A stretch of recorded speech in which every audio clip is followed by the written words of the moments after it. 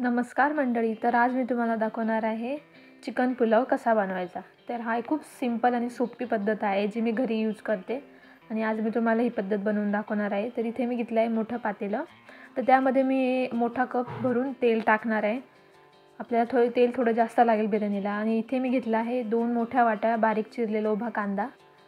तर तुम्ही बघू शकता आता इथे मी एवढा कांदा घेतला आहे. कांदा इम्पॉर्टंट आहे आपल्या पुलावासाठी. तर आता हा कांदा मी पूर्ण लालसर एकदम फ्राय करून घेणार आहे मस्त. तर आता आपल्याला कंटिन्यू चालवायचा आता हा कांदा. तर इथे बघू शकता थोडासा रंग चेंज झाला आहे कांद्याचा. तर इथे मी 6 ते 7 उभ्या चिरलेल्या हिरव्या मिरच्या टाकल्या, कारण त्याची चव पुलावाला खूप मस्त येते. कारण आपण इथे लाल मिरची यूज नाही करणार आहे, कारण आपण इथे सिंपल पुलाव बनवणार आहे. तर त्यामुळे आपण इथे हिरव्या मिरच्या यूज करणार आहे. तर आता हिरव्या मिरच्या आणि कांदा थोडासा फ्राय झालेला आहे. तर इथे मी आता खूप सारे स्पायसेस घेतलेले तुम्ही बघू शकता. त्यामध्ये वेलची, लवंग, जिरे वगैरे सर्व आहे. तर ते मी थोडे इथे घेतलेले आहे. तुम्ही बघू शकता आता इथे मी सर्व ॲड केले आहे. ते मी सुरुवातीलाच मसाले नाही टाकले, कारण की ती जळले असते मसाले आपले, त्यामुळे मी मधल्या स्टेजला टाकले, कारण की कांद्यासोबत ते फ्राय होतील आणि जळणार नाही, त्यामुळे मी आत्ता टाकले. तर आता इथे आपले मसाले, कांदा वगैरे थोडं फ्राय होऊन झालं आहे. तर इथे मी आता 1 मोठा वाटी आलं लसूणची पेस्ट ॲड करून घेणार आहे. तर तुम्ही बघू शकता, तुम्ही क्रश केलेले सुद्धा टाकू शकता. मी इथे पेस्ट यूज केलेली आहे. तुम्ही तुमच्या आवडीनुसार यूज करू शकता. आता इथे मी याचा कच्चापणा जाण्यासाठी यालासुद्धा थोडंसं फ्राय करून घेणार आहे कांद्यासोबत. आता आपला कांदासुद्धा व्यवस्थित फ्राय होतो आहे. तर इथे मी एक अर्धा चिरलेला टोमॅटो घेणार आहे. ते सुद्धा मी ॲड करून घेतलं आहे यामध्ये. आता हे देखील मी व्यवस्थित मिक्स करून घेणार आहे, जेणेकरून आपलं टमाटोसुद्धा स्मूथ होऊन जाईल एकदम. आता इथे काय करायचं माहिती का, तुम्हाला जर कांदा लवकर शिजवायचा असेल ना, त्यामध्ये तुम्ही थोडंसं मीठ देखील टाकू शकता. आता इथे मी काय करणार आहे, इथे थोडंसं दही मी ॲड करून घेणार आहे. मी इथे डब्यातलं दही घेतलं आहे. तुम्ही घरगुती दहीसुद्धा यूज करू शकता. आता हे दहीसुद्धा मी व्यवस्थित मिक्स करून घेणार आहे. गॅसची फ्लेम मी थोडीशी कमी केली होती, कारण दही फाटण्याची शक्यता असते, त्यामुळे आता मी गॅसची फ्लेम ऑन करून घेणार आहे. तर तुम्ही बघू शकता दहीसुद्धा व्यवस्थित मिक्स झालं. आता इथे मी घेतला आहे सुहानाचा बिर्याणी मसाला. हे पूर्ण पॅकेट मी याच्यामध्ये ॲड करून घेणार आहे.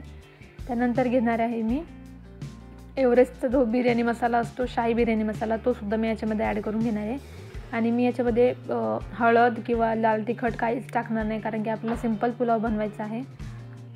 त्यासाठी मी 2च मसाले यूज केले. तुम्ही बघू शकता आपण खडे मसालेसुद्धा साबूत टाकलेले, त्यामुळे त्याचा फ्लेवर अतिशय खूप सुंदर लागतो. त्यामुळे आता इथे मी व्यवस्थित मिक्स करून घेणार आहे. तुम्ही बघू शकता.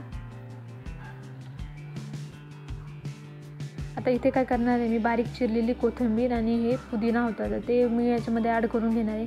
पुदिन्याचा फ्लेवर खूप छान लागतो पुलावमध्ये, तुम्ही नक्की ट्राय करा.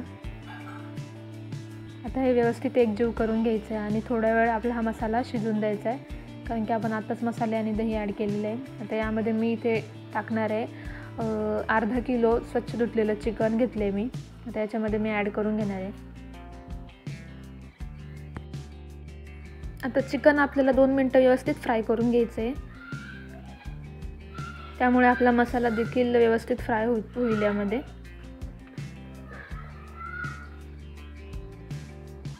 तुम्ही बघू शकता तर मी इथे चिकन ॲड केलेले आहे. मसाला व्यवस्थित आपला फ्राय होऊन झालेला आहे आणि तेलसुद्धा सुटलेलं आहे थोडंसं.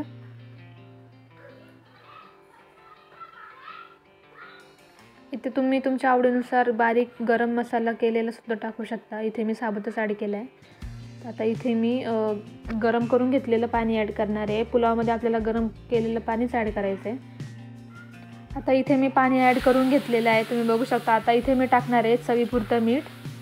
हे सुद्धा मी आता व्यवस्थित एकजीव करून घेतलं आहे. तर तुम्ही बघू शकता पाण्याला उकळ आलेली आहे आणि यामध्ये आपल्याला, तर इथे आपण आता तांदूळ भिजवून ठेवले होते 15 मिनिट. बासमती राईस घेतलेला आहे मी, तो मी आता यामध्ये ॲड करून घेतलेला आहे.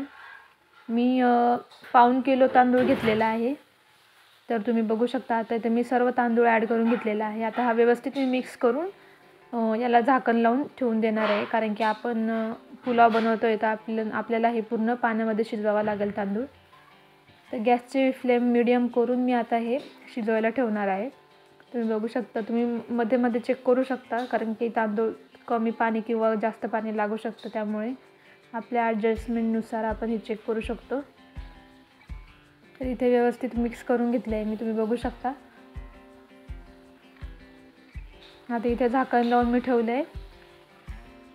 तर आता इथे आपला भात पूर्ण बनून तयार आहे. तर इथे मी या स्टेजला काय करणार आहे, थोडासा मिक्स करून घेणार आहे, कारण की थोडासा ओलसरपणा आहे यामध्ये.